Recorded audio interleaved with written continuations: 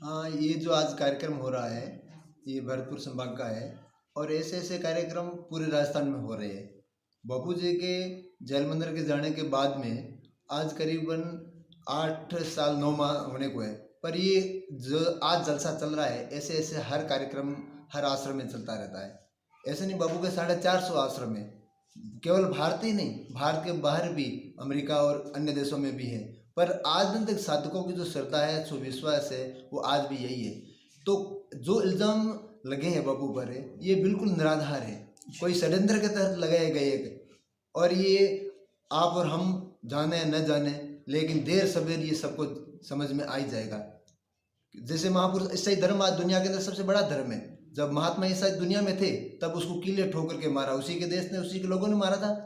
ऐसे ऐसे हमारे महापुरुष जो हुए उनके साथ में यही हुआ है। और रही बात, देखो बड़ी दुख की बात है, विडंबना की बात यह है कि बापू जेल में है, पर एक पैर उनको एक कैदी का पैरोल का अधिकार होता है। 9 साल के अंदर पैरोल नहीं दिए जाते हैं। ऐसा कौन सा अत्याचार है किया बापू ने, ऐसा कौन सा गुनाह किया है? पैरोल देने का अधिकार बनता है। भले बेल दो न दो, ये अलग बात है बेल पर, लेकिन पैरोल कैदी का अधिकार बनता है। हिंदुस्तान के ये हर नागरिक को ये समझना चाहिए कि देश के हिंदू धर्म के साथ में और देश के हिंदू महापुरुषों के साथ में क्या हो रहा है। जहाँ जहाँ संगठन होते हैं या पार्टियाँ होती हैं, वो पार्टियाँ इस तरह से करती रहती है।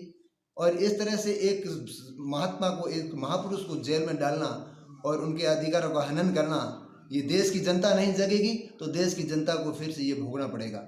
200 साल तक अंग्रेज़ों ने राज्य किया, 800 साल तक मुगलों ने राज्य किया, तो ये देश और भी गुलाम बनेगा, जिसमें कोई दोहराई नहीं है। हमारी प्रभु आपसे भी निवेदन है, सब देशवासियों से निवेदन है, राजनीतिक पार्टियों, जुडिशल से यही है कि कम से कम सत्यता को जानने की कोशिश करें।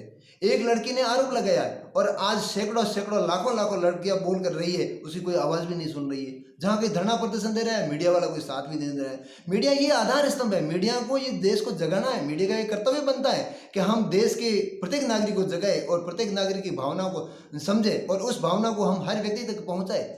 ये दिल की बात है, दिल ठो अगर मान लो आपके साथ में या हमारे साथ में जो कुछ होता है वो यदि हम उसको बताएंगे नहीं तो दुनिया को कैसे पता चलेगा। इसके लिए एक मीडिया एक निष्पक्ष होकर के और मीडिया को बात ही माननी चाहिए, ताकि मीडिया की एक हमेशा की जो एक प्रशंसा रही है, जो ध्वजा रही है दुनिया के अंदर, मीडिया की एक बात रही है, एक उनका अहम रहा है, एक उनका लक्ष्य रहा है। हम तो ये चाहते हैं कि मीडिया का लक्ष्य आज भी पूज्य बापू जी के जो साधक शिष्य हैं और जो भरतपुर जोन, जिसमें कि भरतपुर, धौलपुर, करौली और अलवर के जो साधक हैं, उनका ये सम्मेलन हो रहा है।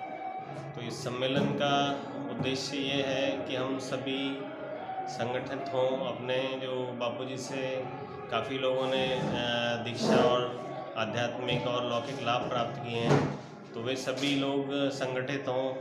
और जो पूज्य बापू जी, जो 9 साल हो गए आज बापू जी कारावास में हैं और जो बिल्कुल ही एक आधारहीन केस को आधार बना के पूज्य बापू जी को आजीवन कारावास की सज़ा सुनाई दी गई है।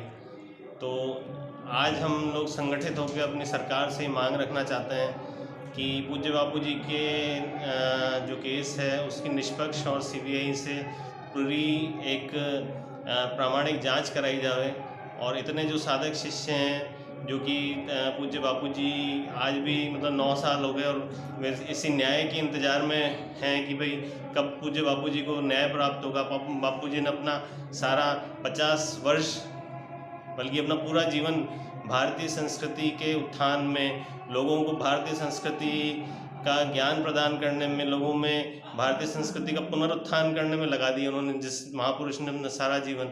और आज भी 9 साल जेल में अंदर होने के बावजूद भी उनके जो साधक शिष्य हैं, उनके जो बताए हुए मार्ग पर चल रहे हैं और उसी हिसाब से अपनी सेवा और समाज सेवा कर रहे हैं। तो आज हम सबकी यही मांग है कि आप बहुत हो गया, अब हमें न्याय मिलना चाहिए, हमारे बापू जी को न्याय मिलना चाहिए। तो हम यही सरकार से मांग रखना चाहते हैं संगठित होकर कि पूज्य बापू जी को न्याय दिलाएं, शीघ्र उनको जेल से रिहा करें। जो भी बेसलेस जो उन पर आरोप लगाए गए, आरोप तो कई लोगों को लगते रहते हैं लांछना, आज बहुत आसान है आरोप लगाना, लेकिन उसकी प्रामाणिकता की जांच की जाए प्रॉपर तरीके से। हमारी यही मांग है कि अभी तक पूरी जांच ही नहीं की गई ढंग से। उस जो तथ्य बताए गए, हमारी तरफ से भी कई सारे तथ्य पेश किए गए, लेकिन उन तथ्यों को भी जांचा ही नहीं गया। तो इस तरीके से एक तरफा किस तरह से हमारी भी तो आवाज़ सुने, इतने लोग कैसे झूठे हो सकते हैं जो आज बापूजी के साथ जुड़े हुए हैं, इतने सालों बाद भी जुड़े हुए हैं। आज यहाँ पर ये सम्मेलन हुआ है तो 300-400 जने यहाँ एकत्रित हो रहे हैं, तो कोई ऐसे थोड़ी कि वो अपना सब कुछ छोड़ के बापूजी के लिए लगे हुए हैं। कुछ उन्होंने प्राप्त किया है बापूजी से जो अभी तक भी नहीं छूट रहा। तो ये हमारी यही सरकार से ही मांग है, थोड़ा सा इस चीज़ को, इस पक्ष को ध्यान में रखते हुए थोड़ा इसमें हस्तक्षेप लें और एक सही